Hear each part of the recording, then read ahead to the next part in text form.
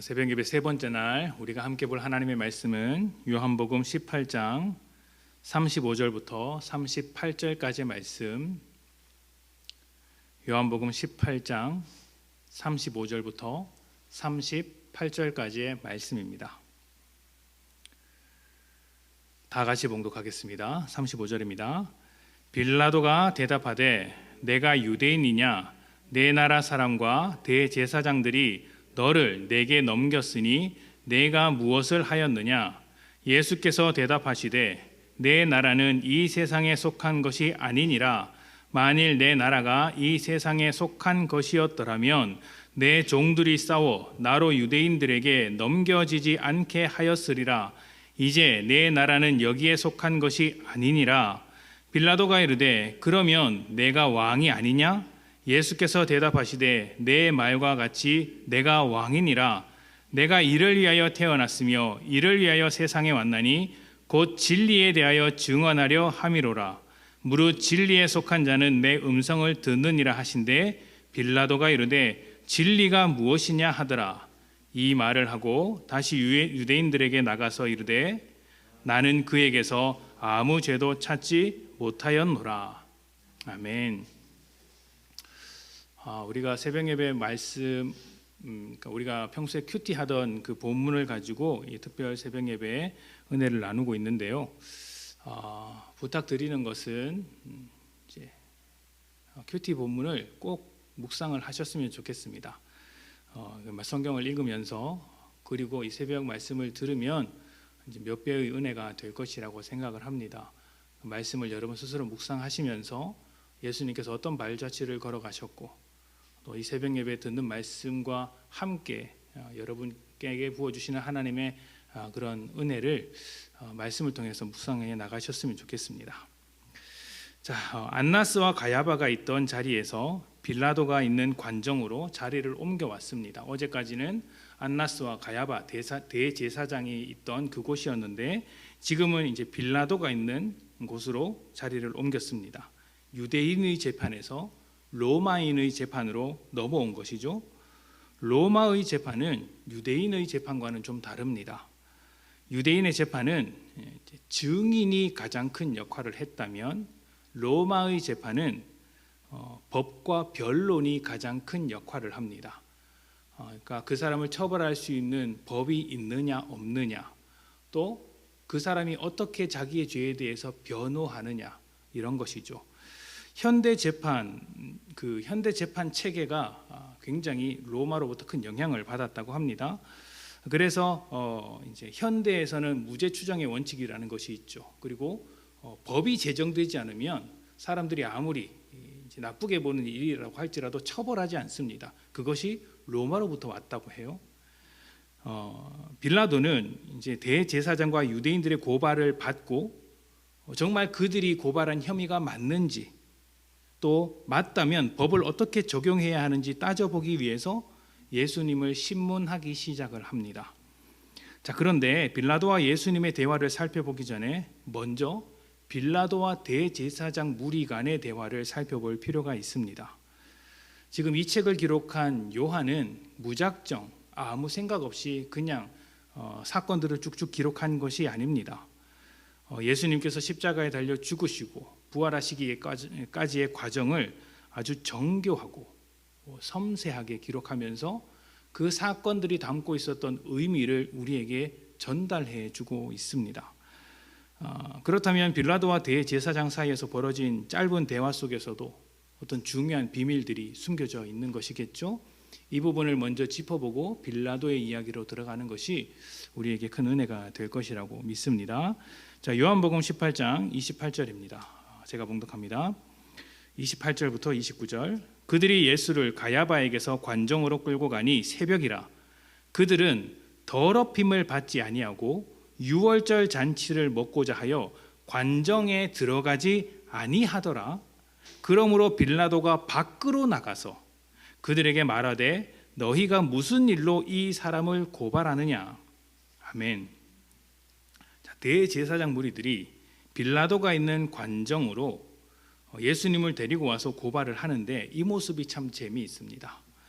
대제사장 무리들은 관정에 안 들어가고 예수님만 들여보낸 것입니다. 들어가서 재판에 참여해야 하지 않습니까? 신문 과정에 참여를 해서 예수님의 죄가 무엇인지 고발을 해야 하고, 또 혹시 예수님께서 자기 자신에 대해서 대답하는 것이 있다면 그것이 틀렸다라고 반박도 해야 합니다. 그런데 안 들어가고, 재판장에 안 들어가고 밖에 있는 것입니다. 그래서 36절을 보면은 빌라도가 문 밖으로 나가서 유대인들과 대화를 했다고 하지 않습니까? 유대인들은 재판을 걸어놓고 재판장으로 들어가지 않고 그 심판하는 역할, 그러니까 판사 역할을 하고 있는 빌라도가 밖으로 나가서 사람들을 만나고 있는 것이죠. 왜 안 들어갔을까요? 28절에 보면 이렇게 이야기를 하죠. 28절에 보면 더러워짐을 피해서 유월절 잔치를 먹고자 했기 때문이었다. 더러워짐을 피해서 유월절 잔치를 먹기 위해서 들어가지 않았다고 합니다. 당시 유대인들은 로마 사람들의 집안에는 죽은 아이의 그 시신을 매장한 어떤 그 공간이 있다고 믿었습니다. 실제인지 아닌지는 알 수 없습니다. 다만 로마인들이 조금 이제 몸이 좋지 않은 아이, 마음에 들지 않는 아이는 아버지의 권한으로 그냥 죽여버리는 일도 없지 않아 있었기 때문에 그런 흉흉한 소문이 돌았던 것 같습니다. 근데 율법에 따르면 그 시체와 접촉한 사람은 부정하다고 되어 있지 않습니까? 또 관정은 재판장이다 보니까 자칫 사람이 죽어 나올 수도 있겠죠. 그래서 그 죽은 사람과 접촉이 일어날까봐 조심스러워서 관정에 들어가지 않고 밖에 머물렀다는 것입니다. 특히 예수님께서 잡히시던 때가 유월절 명절 기간이었습니다. 이 기간은 축제의 기간인데 이 대제사장 무리들은 사회적으로 굉장히 고위직들이거나 덕망 있는 사람들이죠.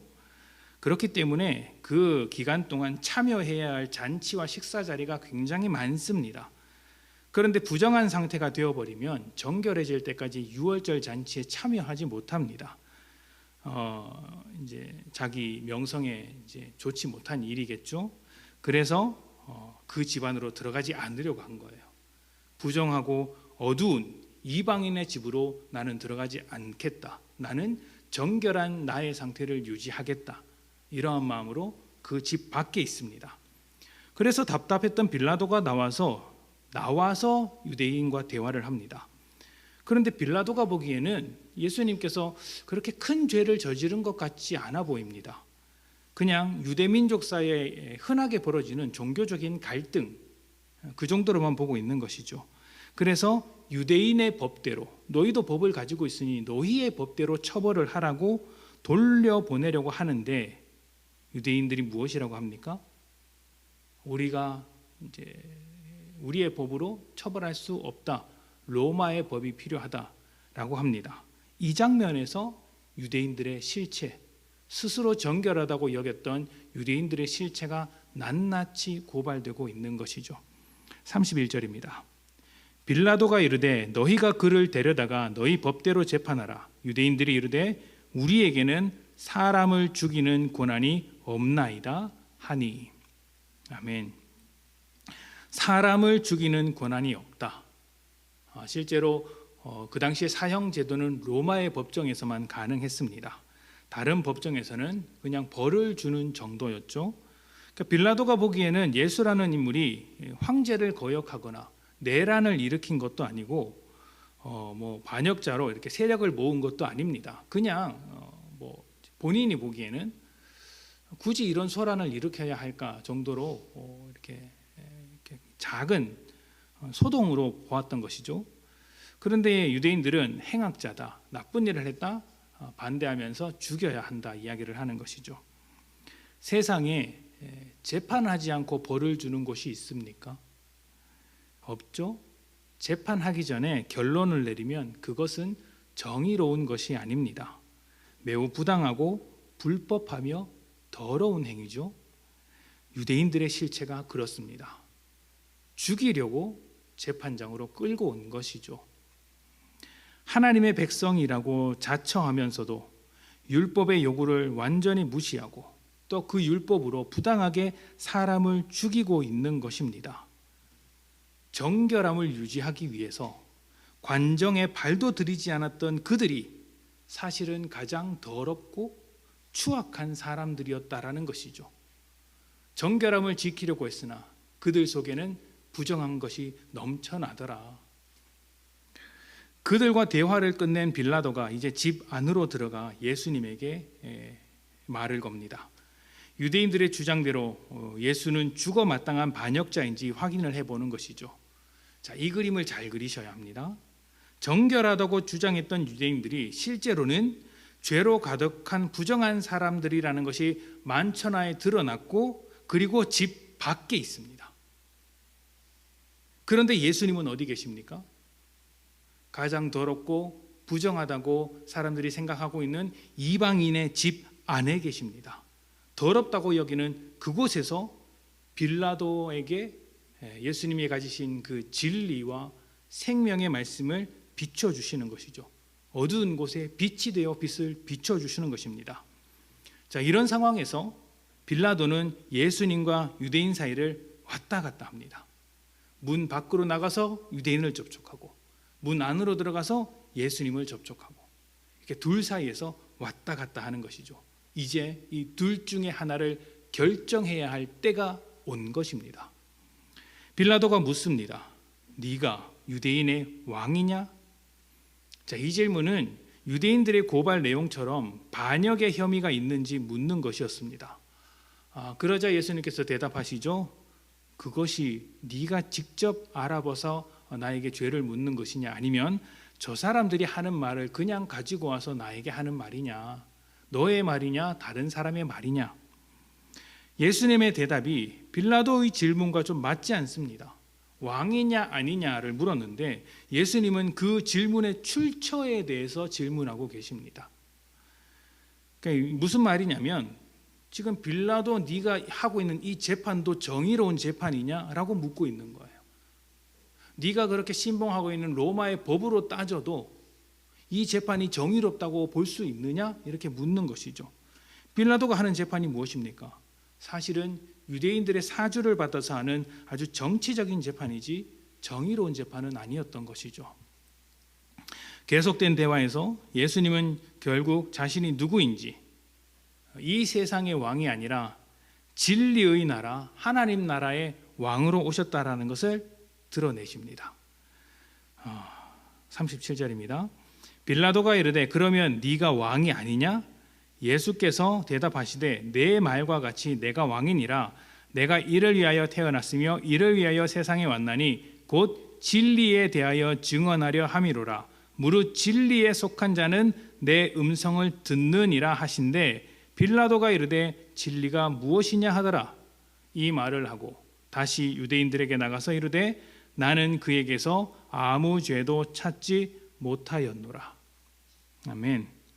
이방인의 관정이라는 가장 부정하고 어두운 곳에서 예수님은 자신의 정체, 진리의 왕 되신 예수님의 정체를 드러내시는 아주 결정적인 장면입니다.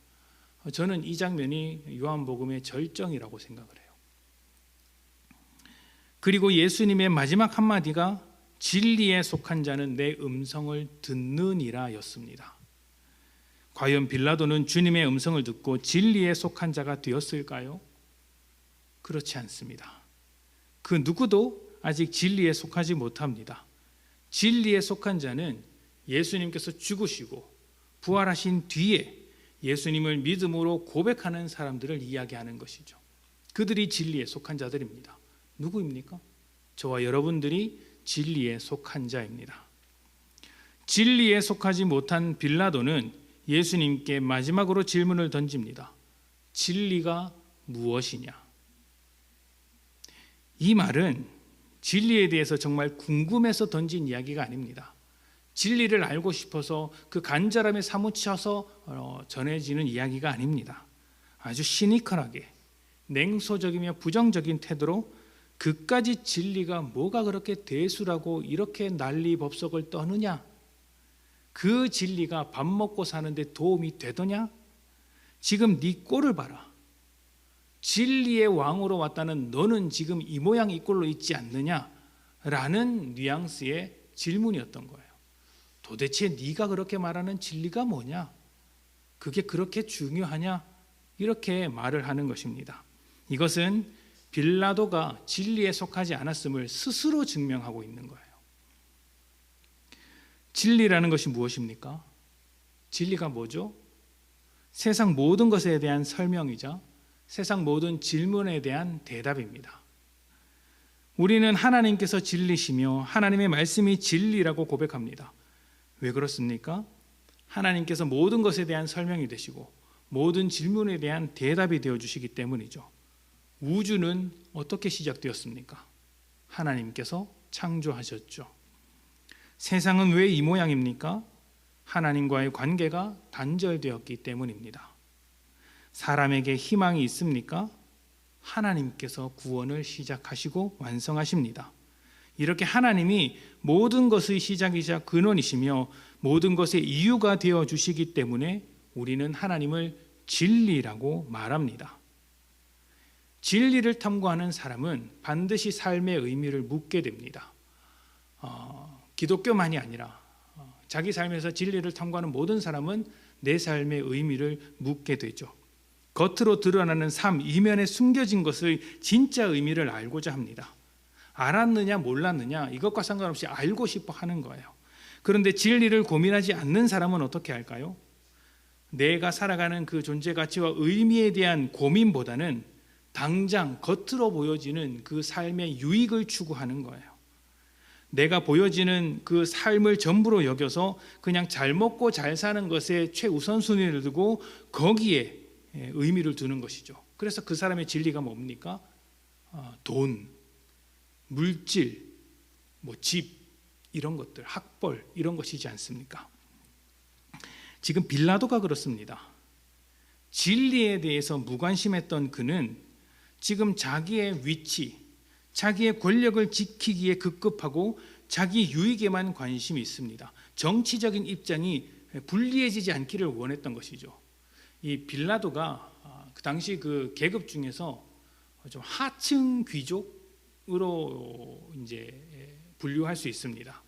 그러니까 그 이제 상류 사회에서는 이렇게 좀 뭐랄까요? 이렇게 무시받는 입장이었죠. 그래서 그가 정치적으로 좀 더 성공하기 위해서 황제의 심기를 건드려서는 절대로 안 되었고, 이 유대 사회에서 어떤 반란이 자기가 다스리는 지역에서 반란이 일어나는 것을 극도로 꺼려했습니다. 그러니까 그 반란이 일어나지 않도록 관리하고 또 유대인들이 불만을 가지는 것을 최소화해서 자기의 정치적인 유익을 가지고자 했던 것이죠. 그 유익에만 관심이 있었습니다. 그래서 유대인들의 고발이 부당하다는 것을 알면서도, 예수님이 무죄인 것을 알면서도 예수님을 죽음의 길로 밀어넣는 거예요. 정의보다, 정직보다, 어떠한 진리보다 그냥 자기의 입신양면을 위해서 자기 하나 잘 먹고 잘 사는 것이 훨씬 중요하기 때문에 이런 선택을 하게 된 것이죠. 진리에 대해서 무관심하기 때문입니다. 만약 우리가 진리에 속한 자로서 주님의 말씀을 듣지 않고 진리가 아닌 것에 더 큰 관심을 기울이게 된다면, 그래서 이 세상을 지배하고 있는 물질주의와 세상의 값싼 행복에 취하게 된다면 그것은 스스로 진리에 속하지 않았다는 것을 증명하는 것이 되고 맙니다. 진리에 속했으면서도 진리가 아닌 것처럼 살아가는 모순적인 인생이 되는 것이죠. 하나님 앞에 부끄러운 인생이 되는 것입니다.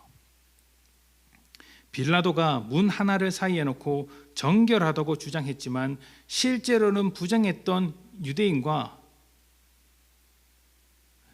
가장 어두운 곳에서 진리를 선포하신 예수님 사이를 왔다 갔다 한 것을 기억하십시오.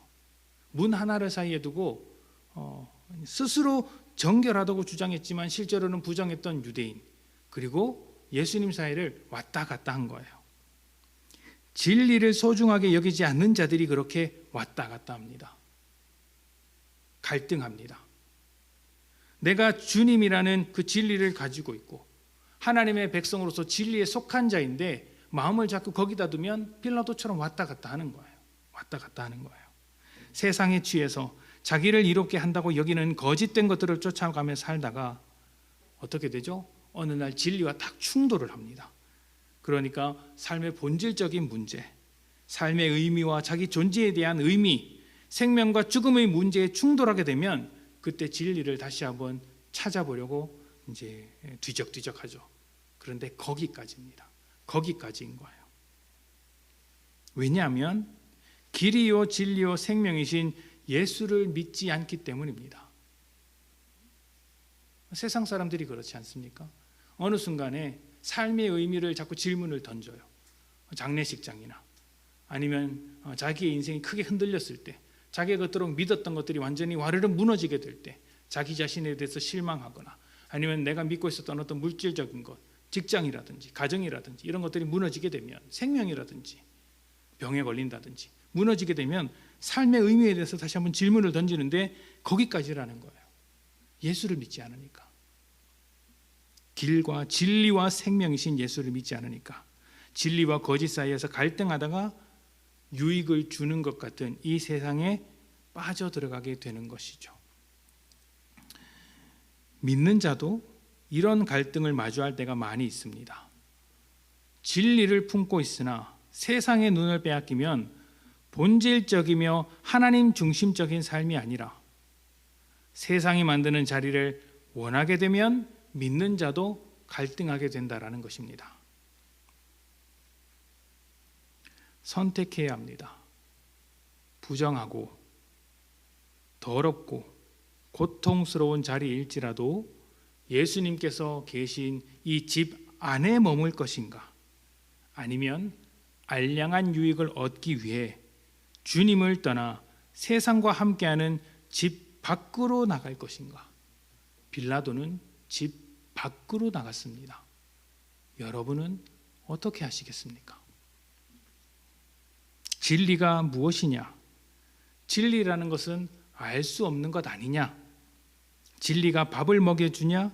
진리를 따르는 것은 바보 같은 일이다와 같은 거짓된 생각을 버리십시오. 그리고 우리의 진리 되신 예수님을 쫓아가십시다. 진리가 우리를 자유케 합니다. 우리를 자유케 하신 예수님께 우리의 삶을 드리며 그 삶을 따라가는 복된 여러분들이 되시기를 소망합니다. 함께 기도합시다.